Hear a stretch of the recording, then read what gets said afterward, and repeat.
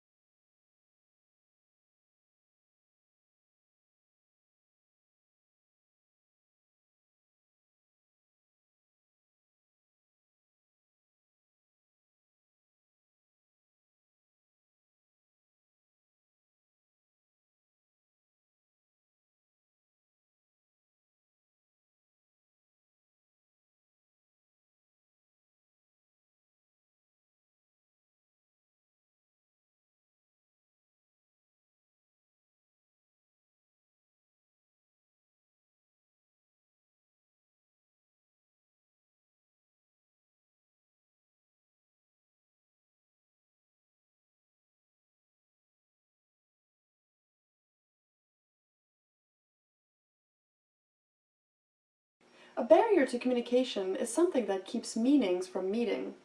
Meaning barriers exist between all people, making communication much more difficult than most people seem to realize. It is false to assume that if one can talk, he can communicate. Because so much of our education misleads people into thinking that communication is easier than it is, they become discouraged and give up when they run into difficulty. Types of barriers. Most people would agree that communication between two individuals should be simple. It is important to remember that there are differences between talking and communicating. When you communicate, you are successful in getting your point across to the person you are talking to. When we talk, we tend to erect barriers that hinder our ability to communicate. There are 7 of these types of barriers to effective communication. Physical barriers. These are easy to spot. Doors that are closed, walls that are erected, and distance between people all work against the goal of effective communication. Perceptual barriers. These barriers, in contrast, are internal. If you go into a situation thinking that the person you are talking to is not going to understand or be interested in what you have to say, you may end up subconsciously sabotaging your effort to make your point. Emotional barriers. These can be tough to overcome, but are important to put aside to engage in conversations. We are often taught to fear the words coming out from our own mouths, as in the phrase, "anything you say can and will be used against you." Cultural barriers. These are a result of living in an ever-shrinking world. Language barriers. These seem pretty self-inherent, but there are often hidden language barriers that we are not always aware of. Gender barriers. These have become less of an issue in recent years, but there is still the possibility for a man to misconstrue the words of a woman, or vice versa. Interpersonal barriers. These are what ultimately keep us from reaching out to each other and opening ourselves up, not just to be heard, but to hear others. Miscommunication. Miscommunication is a general term that denotes all kinds of problems that may occur in dialogue. People usually try to complete tasks with the least effort that will produce a satisfactory solution. In task-oriented dialogue, this produces a tension between conveying information carefully to the partner and leaving it to be inferred, risking a misunderstanding and the need for recovery. There are different ways of analyzing miscommunication phenomena. A common distinction is made between misunderstanding and non-understanding. Misunderstanding means that the listener obtains an interpretation that is not in line with the speaker's intentions. Noise. Noise refers to the distraction and interference in the environment in which communication takes place. This affects the accuracy, clarity, or even the arrival of the message. Noise can be further classified into 4 different types. 1. Physical noise. 2. Technical noise. 3. Social noise. And 4. Psychological noise. 1. Physical noise. Obstruction caused by environmental factors is termed as physical noise. 2. Technical noise. This noise involves the failure of the medium of communication. 3. Social noise. It is the interference caused by differences in personality and cultures of the members communicating. 4. Psychological noise. It includes excessives such as emotion, prejudice, nervousness, etc. Overcoming measures. Overcoming the communication barriers requires a vigilant observation and thoughts of potential barriers in a particular instance of communication. State all the anticipated barriers that may have impact on your day-to-day communication. Strategies to overcome barriers will be different in different situations depending upon the type of barriers present. Eliminating differences in perception. The organization should ensure that it is recruiting right individuals on the job. Eliminating differences in perception. The organization should ensure that it is recruiting right individuals on the job. Use of simple language. Use of simple and clear words should be emphasized. Use of ambiguous words and jargons should be avoided. Reduction and elimination of noise levels. Noise is the main communication barrier which must be overcome on priority basis. Now we will study the nature of barriers. A barrier is a block that prevents a meeting of meaning between 2 or more people. In the case of preaching, the barriers are usually between the preacher and his consciously organized effort to communicate a message, and the individual persons who make up his congregation. As we have already pointed out, there's a movement of meaning from each side, but the arrows moving in the opposite direction indicate that meanings often do not meet and return without receiving response.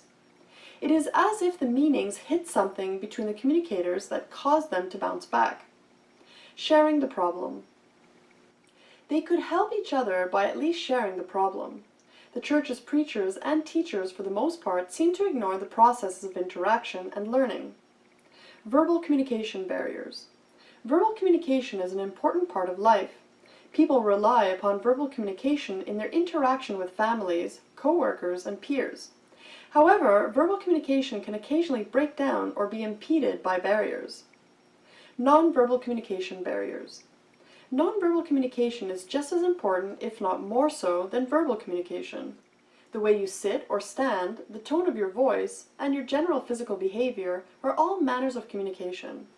Paralanguage. Paralanguage is the way inflections are used when sending a message verbally. Silence. Silence can be used as a threatening tool to ignore and disregard another person's need for communication. Body language.